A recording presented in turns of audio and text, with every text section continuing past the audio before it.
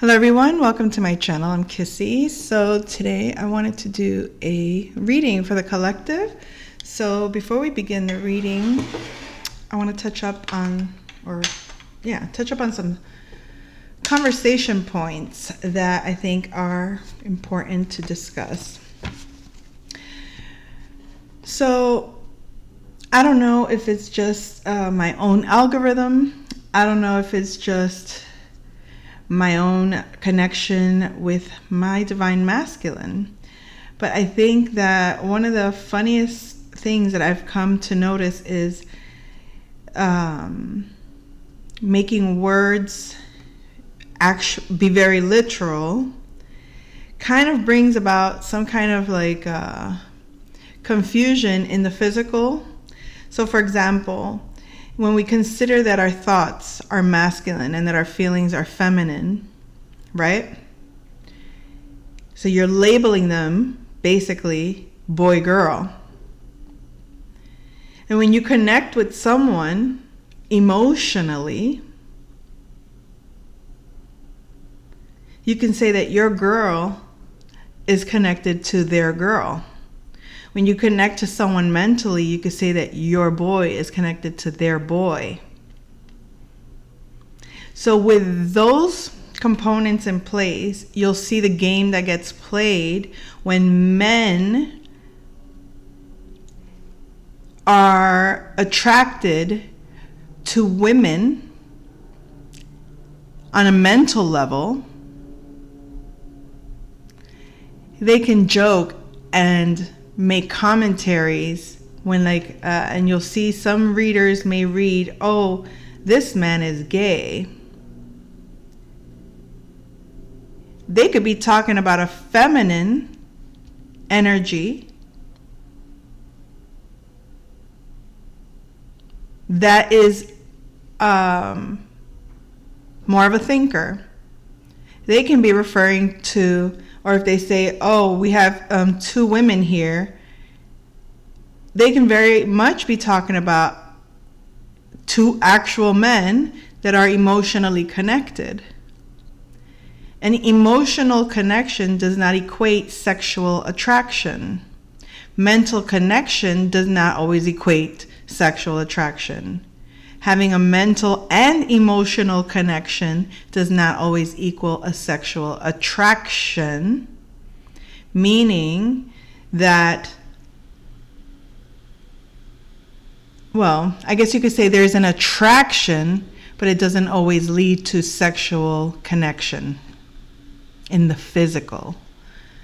So with all of that being said, it makes me wonder, who thinks I'm stupid online? Because it would seem that there's a consensus or this narrative that's being used to imply that someone doesn't get something, that you're not quite getting the carrot that's being dangled in your face. And the carrot that's being dangled in your face is are you certain that what you felt with your person is accurate and true? Why is it confusing? Why is the dynamic between the masculine and feminine, twin flame journey or soulmate connection or spiritual love? You'll see a plethora of information, and it's almost purposely meant to confusing you about how you feel. And maybe not just to confuse you, but perhaps it's there to to challenge your own knowing of what you know. Because there is a thing where you can meet someone and get mixed feelings, right? You get mixed feelings because on one level you guys can connect. Maybe when you communicate in these subjects, you guys are synergistically connected, but on that subject, you guys are oppositional with one another. Yet, you may feel an emotional connection, but is that emotional connection a nurturing connection, or is that just an emotional triggered connection? You trigger my feelings of whatever those feelings are, whatever triggers you, whether it's anger or pleasure or joy or sadness, emotionally, it's like you have to kind of like dissect all the different strings of the instrument that is you. Because some people play with that, and I think that's what makes it very difficult to discern. You feel what you feel, and when you're aware, I know what I feel in this, but then everything on the outside is telling you something different. Is that a purposeful thing? Is that a spiritual thing where it's like you're being confronted to face yourself? So if you're looking at yourself, at your mirror, or if somebody is projecting that they are your mirror, or you believe that this person that looks your opposite is your mirror, they might reflect you. And when they reflect you as yourself, can you take in who you are? You meaning your own energy. How would that look? Meaning, if my man is projecting to me his woman, meaning me as the woman, he's projecting the woman that I am to myself, how is that going to transmit through my psyche? How does that transmit through my body? It's going to reflect a lot of feminine energy because he's reflecting what's internalized, or maybe what I expressed through his perspective, what I project onto him. But the way I receive it is how I feel within. So there's a lot of, and I don't know if it's, because we have in a society where there's rules of how we're supposed to engage, right? Or we're supposed to engage, and they'll make all these rules about men like this and women like that, and people that follow those types of trends, rules, and strategies. What I've learned, I cannot interact with somebody that plays on strategy in that level. In other words, like, I get the art of seduction is one thing, because it ends in both parties being more in love, more connected, more bonded in something that is growing both. But when it's not about the art of seduction for the sake of nurturing a connection, and it's just seduction for seduction's sake, or seduction for the sake of manipulating another, seduction for the sake of playing some kind of mind game to prove how big your balls are, that right there, that's what we're talking about. That's the problem in dynamic, and why, you'll have, eventually you come to a place where you're like, well, maybe I need to like see what other people are saying, are thinking. I know what my experience has been meeting people here and there. And eventually you get to this point where you're like, maybe it's not about figuring them out. It's about knowing me better. The better I know me, the more sure I am that you're not that, or that you're not this, whatever that is. You're either more yes for me, or you're either less yes for me. And it's not oppositions cannot be together. Oppositions are, you're supposed to be a match when you're aligned. But oppositions, when they're not aligned, can be catastrophic or, in some ways, very chaotic, extremely chaotic. So I'm saying this because my experience has been, since meeting who I know is my divine masculine, I know what I felt with my divine masculine. I know what was there in the essence of it, because I felt it in myself. But asking him to validate that for me, now I got to go through the boundaries from the outside in, as if I'm trying to penetrate his soul. It's not about trying to penetrate your soul, sir, and trying to see what's inside of you. No, it's are you going to it's almost funny, but it's like, Jesus Christ, Lord have mercy.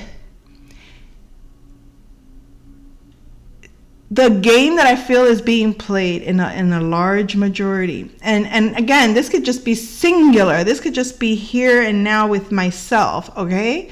Me in my own consciousness, or me in my own psychology. But the way I see it is, when I stand here in my personal energy, I know who I am in this connection. I don't care what archetype psychologically I carry. I don't care what, you know what I mean? Like the psychological archetypes and all that make us respond in certain ways. Like, for example, Aries being a masculine sign and being an initiator and being aggressive. That's not a reason for a man to play games in my face and act like he's a feminine and I'm a man that has to pursue him. My innate nature would make me an initiatory feminine. But as a feminine in real time, my position is to submit. My position is to receive. My position is to accept your initiatory self, or whatever, however you want to call that. So I think that's the problem. There's a lot of psychological games being played, mainly online, but it's not exclusive to online because it's in real time, experience in real time with real people. And this is before the internet was a main thing. It's just easier to see it when it's, put in it's like a little world in the computer, and you can see the demographics, or not demographics, but you can see the algorithms of all the information you receive. You can look at all of that and be like, oh, this is what's going on here, and this is what's going on there. But all of that is like a micro version of the bigger picture in real time life. This is how people operate. But in real time, things are slower. Things are, experiences seem isolated or seem like one-time thing. Like, oh, this, and it goes on for a long time. And then, boom, now you go to the next relationship or the next situation. And you think it's so different, but it's a trail of pattern. It's either the long wave or the short wave. And when you can see the short wave, the long wave, it's a lot easier to navigate. I don't know if that makes sense, but you know what I'm saying. I know you know what I'm saying, and I know you know it's you I'm talking to. Don't play games with me. Damn it. It's like, don't play that game trying to make me think I'm confused about what I know. Don't play that game to make it seem like I'm out here putting out my message, sharing it with whoever finds it, algorithmically speaking, is going to be, is going to get to this point and be like, oh yeah, this is exactly what I'm feeling. Because that's kind of how it works. It's like you connect, and at least if you're sensitive enough, you're going to seek out what you're looking for, and then you're going to get feedback, and the feedback you get is going to tell you where you are. And if you can kind of see everything in like I said, in the short form, or in the micro, then you can be like, wow, okay. Now, it's almost like, I don't know, man. Getting the information easier, faster, quicker, and more condensed is a word. And when you have that, it makes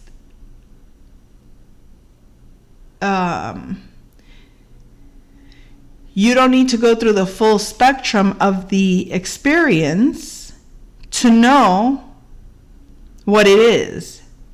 Saves you time, saves you energy, saves you from experiencing pain, loss, and disappointment, which is wonderful. That's a wonderful advantage of meeting people online.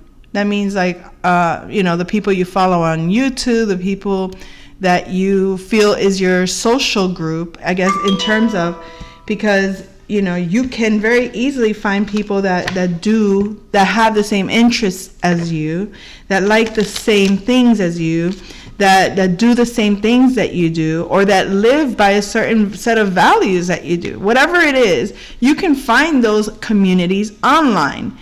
And it's just all on a mental spectrum, or maybe even on the emotional spectrum. But on some level, you feel more connected because of the kinship of shared values in some way. Okay, so we have shared values. That doesn't always equal to, connecting in real time, physical life. You know what I mean?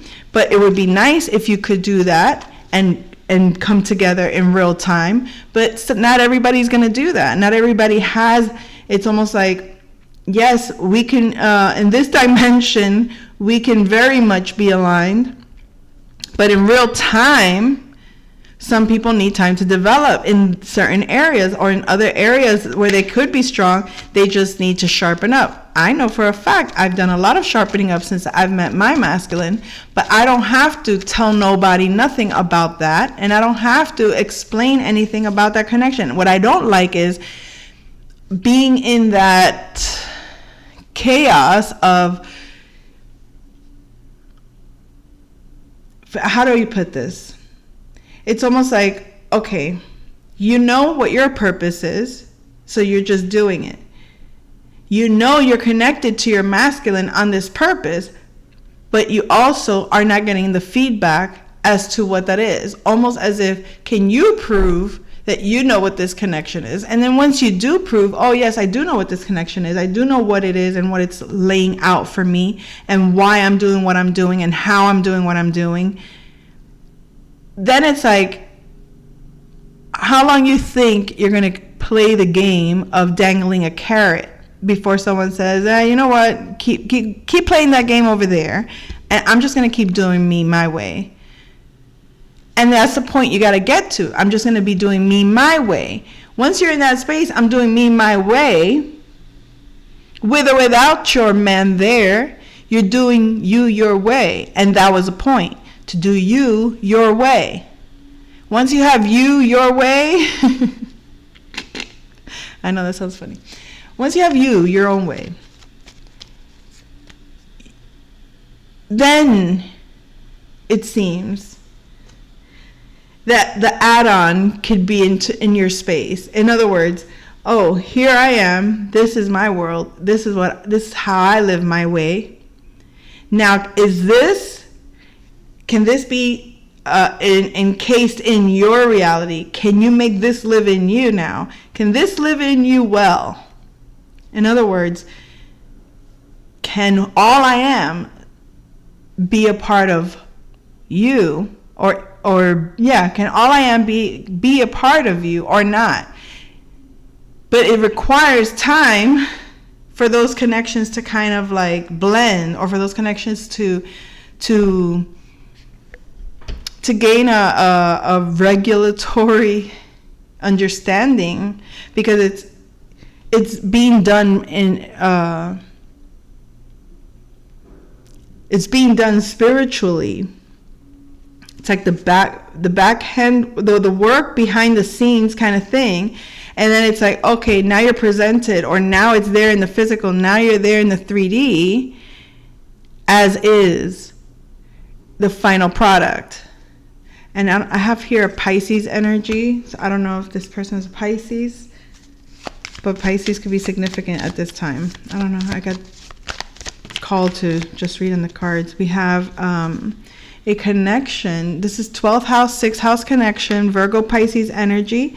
And we have Aries. So this could be like you connecting to your dream, you making, it's kind of like what I was just referring to, is the spiritual, or what happens before the manifestation. This is kind of giving me the energy of Aries. Aries associated to the 9, as in, we think because Aries is the first, and I'll give a shout out to Dolo, the Pilot Man, for this, because I know he said this. Aries is, and he's an Aries. Aries is the first sign, but they treat it like it's a child. Oh, because you look or act childish. Your character, your behavior, whatever it comes from that space, the child or the ego, whatever they want to call it. And then the way it actually is like it's a whole life. It's a whole life experience that comes. It's like, you know how little kids, they say little children remember their past lives a lot easier than people as they age. They start to forget the innocence. Aries innocence at the core, the beginning, comes with all of the past. The 12th house, that's why the 12th house, right behind the first house. All that lifetime of experience from the previous life now is here, present in you, stands firm, right as you are. There's nothing hidden. There's nothing secret. There's nothing that came before you that you're not armed with. You're armed with an entire history. You're armed with an entire lifetime. You're armed with an entire world of an entire world before you. I don't know how else to say it, folks. Jesus Christ. Home. Somebody either wants to return home, or somebody's returning home, or somebody's going home, or somebody's got a gun to somebody's head. Like, you better move. Oh, Lord have mercy. Don't take it literal, because that's another thing. They play around with that shit too much. Metaphors and stuff. They project that. They don't know. People are impressionable. People are impressionable, yes indeed. And I hate people playing in my fucking energy, trying to impress upon me certain kind of energies. I don't like that. Don't do that. You have something in your environment here, a Sagittarius, or maybe some kind of philosophy, a teacher, maybe a teacher in the environment, a teacher in the neighborhood, or maybe even I want to say an intellectual authority in your not social space, maybe amongst your neighbors and neighborhood. You have the revolver in reverse.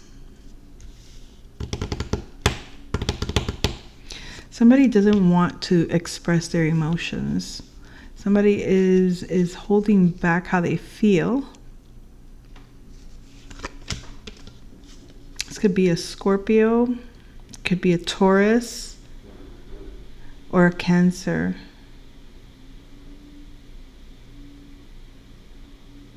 Or Capricorn.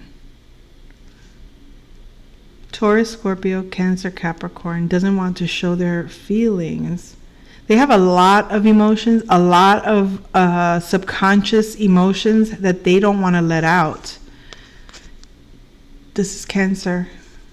This is Cancerian person. This could be a mother figure. This could be, yikes. This could be the mother energy within someone that they don't want to express. This could be someone really, really cares and they're not showing it. It's either it's a hidden partnership. So what I'm getting is somebody could be involved in a relationship and they have underlying feelings for another person. And that other person, it's almost like, I don't think it's taboo. I just think it could be as simple as someone's in a relationship and doesn't want to act on their feelings because of their morals, because of their values. They don't want to interfere with a relationship. They don't want to come between someone else's commitment, which is the right thing to do. not interfere in somebody else's connection. Now, there's another thing.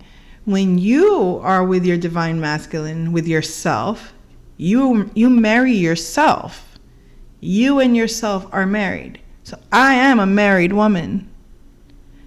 My husband takes very good care of me. I am a wonderful wife, and I care very good for my husband.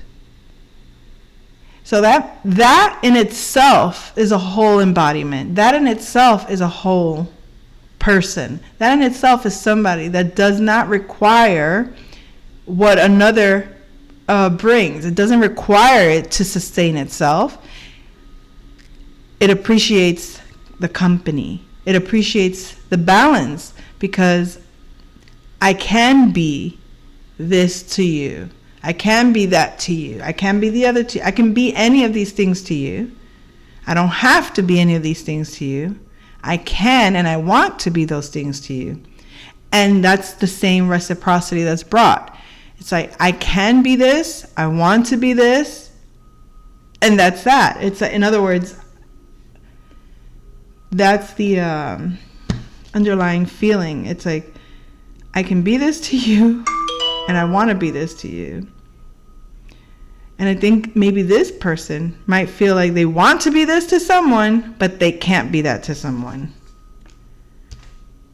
Could be a work situation. Yeah, I could do this job. I might have a lot that I could offer this job, but I might be holding back from performing this job, from doing this service. Why? Damn it. Because it ain't working. It ain't working for who? No, there's a cycle that's open that I guess needs to close. And what the hell kind of cycle is this? Something about the environment ain't right. It ain't right. Okay. There's something that's not being communicated. That's coming. It's like there's information that's flowing through subconsciously, but it is not being spoken about. Why? It's too controversial. People are not emotionally prepared to handle what's behind door number 8. Oh my gosh. Who's not ready for that? Who's people? People who? What people? What people? We have a Libra in reverse that wants to communicate about some love connection.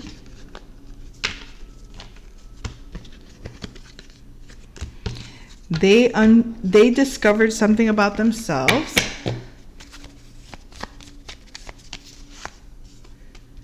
About what they can do, something that they can, or a habit that they've recently discovered or are learning about themselves. They can be a boss. They're understanding that they can be in charge here of some partnership. Oh my God, who is this? Lord, there's a commitment here. Like they're able to tie someone around. I just heard tie somebody around their finger. Oh, goodness gracious. We have an Aquarius energy here. Listen, don't piss me off. They're not talking about it because something is not done yet. It could be, I don't know. I'm getting that they're involved with somebody, whether it's sexually or just genuine love for somebody. Okay, this could just be a love connection that they're not done with. I'm getting Libra energy again. See a Leo in reverse. Take the energy as you will. But yeah, there is a cycle that's closing out, and it has to do with a Taurus energy, or it could be a cycle that's closing out when it comes to values or when it comes to finances of some kind, or your material comforts. That might be what the controversy is. Somebody has very what's the word again? Their tastes are very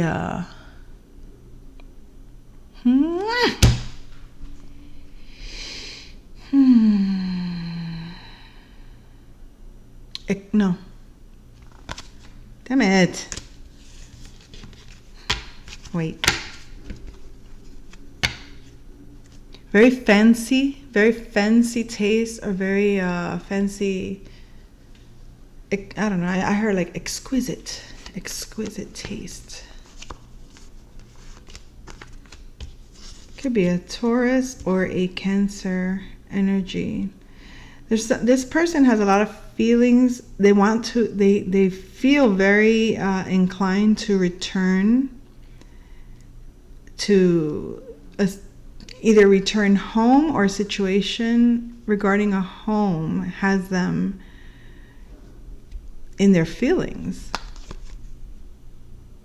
It might have to do with siblings. It might have to do with the neighbors. It might be that this is another thing really, like you might not be communicating with people in your environment too much. You may not be communicating a lot or with like your siblings. You might not be close to your siblings, or might not have siblings close by. It could be anything to do with that maybe considering changing your environment in some way. So for some it could be moving, for some it could be actively making friends, or actively communicating with your neighbors, creating like I don't know, some kind of community. Why though? It's work related, trying to create some kind of work situation, or maybe so that a work situation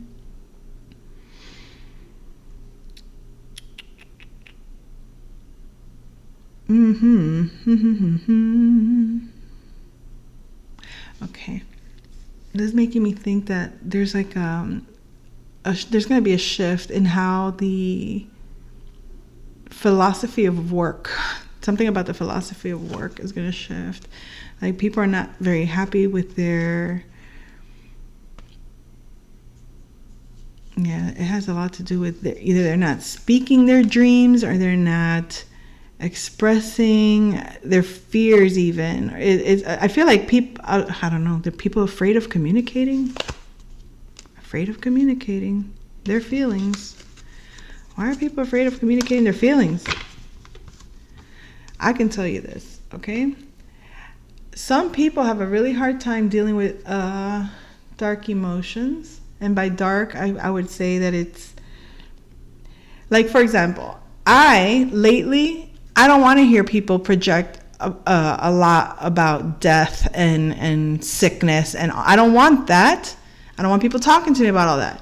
Not to say that it's because I cannot handle it or because I'm anti-negative. No, there's a time and a place to give space and to those conversations, because they are necessary.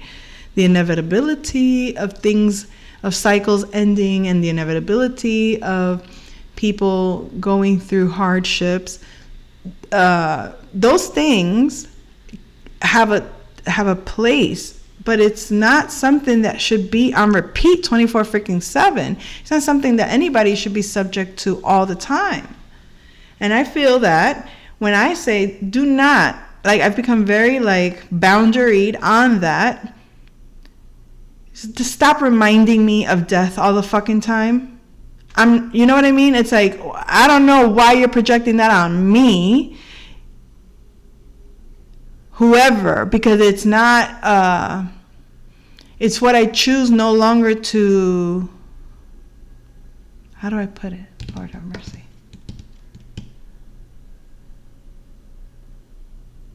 I just saw this meme from Charmed, not a meme, a short from Charmed that had, it was the episode where the angel of death needs help from Piper. She's the one that can freeze things in real time. She freezes time. And she can explode things as well. So take the energies as you will, but that's obviously the energies that are coming through. And basically, the angel of death needs her assistance because of a backlog.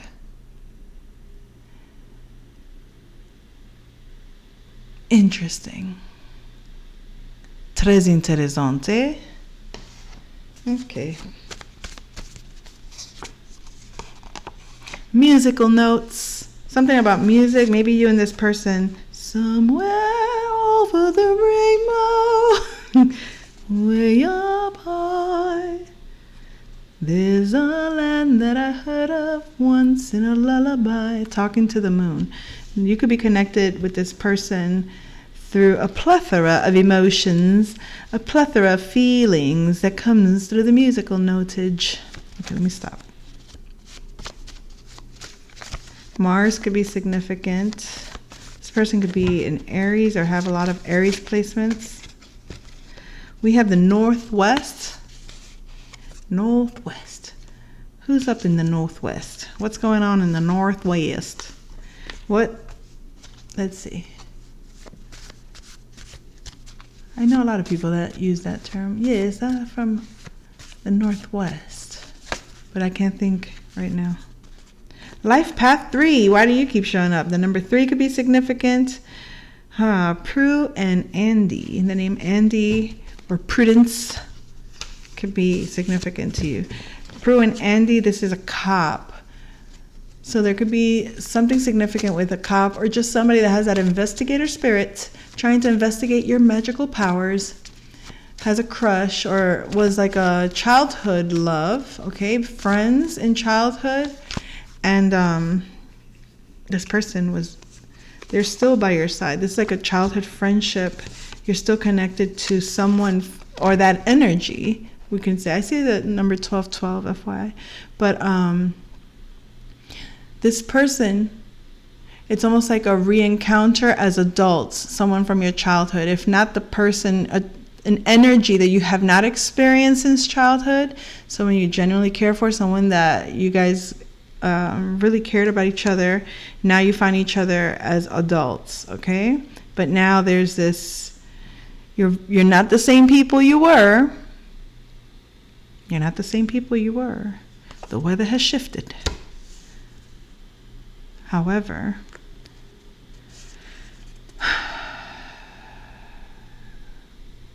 it's possible, if you're honest, because the dynamic between them is that she felt she didn't trust him enough to tell him the truth of, her new powers, so to speak. And I don't know why that played out on that series. Like, that was a shitty ass storyline. I didn't like that storyline. Because why? Because they would have made a really good couple. They really cared about each other. They were really good for one another. And yet they killed him off. I think they did that shit just for dramatic sense. But anyways, Northeast could be significant. So we had Northwest, Northeast. So you guys could be like two very different people. But you come from like, I guess you can both relate that you're from the North. But one is from the East and one is from the West. You know how it is. Oh yeah, we live up north. But yeah, the Eastern ones, they're like this. And the Westerns, they're like that. You could be from the same area, but you behave in different ways because you're from different spaces in that area. Life path 9 could be significant. So we have 3, we have 9. Gemini, Sagittarius energies. Are you lonesome tonight? Somebody could be asking you, this could be part of an Earth initiation. Somebody could be a life path 9 from the Northeast, wants to be by your side. Maybe they like your weather. In other words, your temperature is just right for them. If this person wants to be in your space and they're asking you, are you alone? Are you feeling lonely? Like, can I come be with you? Can I come hang out with you? This could be part of your Earth initiation. In other words, can you work together in real time? Can you create something in real time? Life path 3 again. Oh my God, we got 6. Isn't that crazy? We got 3, 6, 9.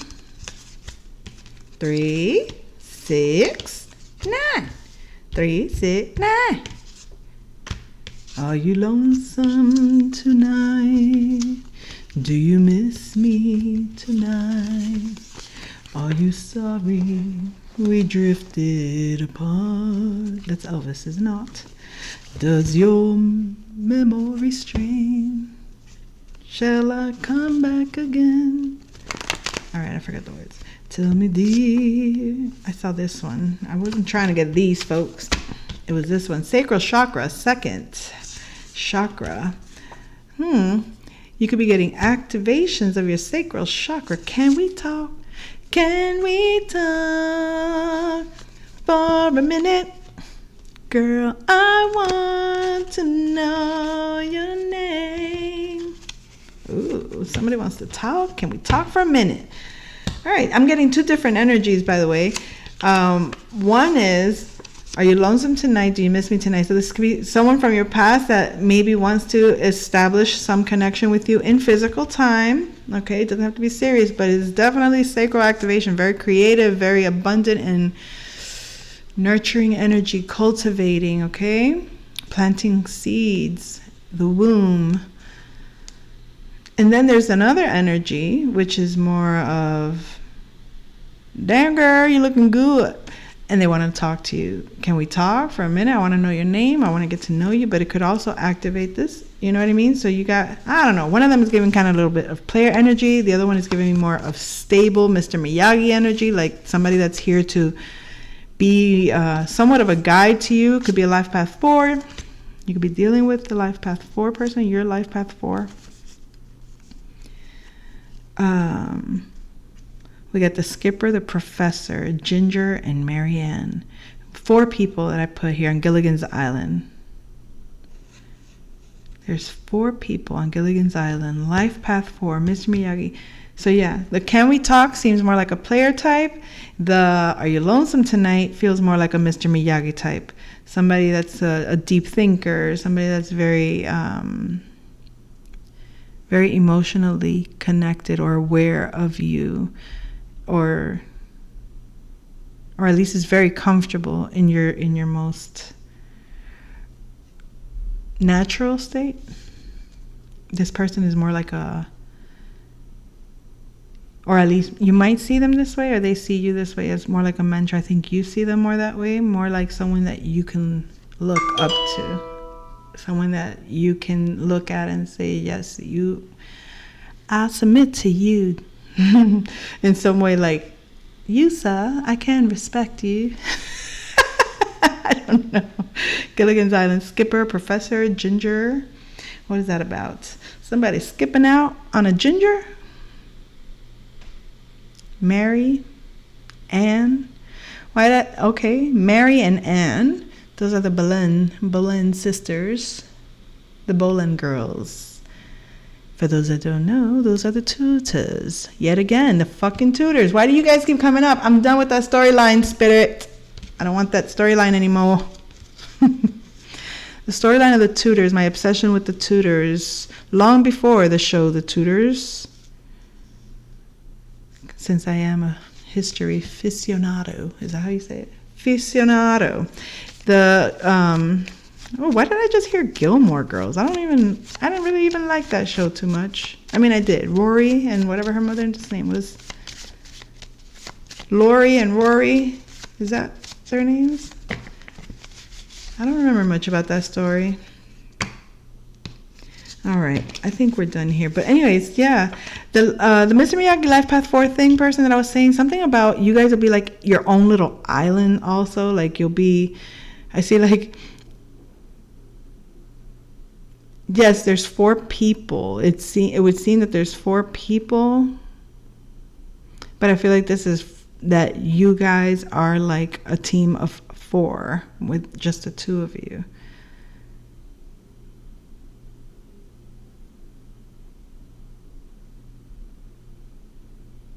Or, no, I'm also getting, in other words, yeah, you're bringing your, because Ginger and Marianne, if you look at them archetypically, it's like 2 sides of the feminine. You have Marianne, who's very wholesome, very pure, and then you have Ginger, who's more exotic, erotic, and all of those things. She's more glamorous. Then you have the skipper and the professor.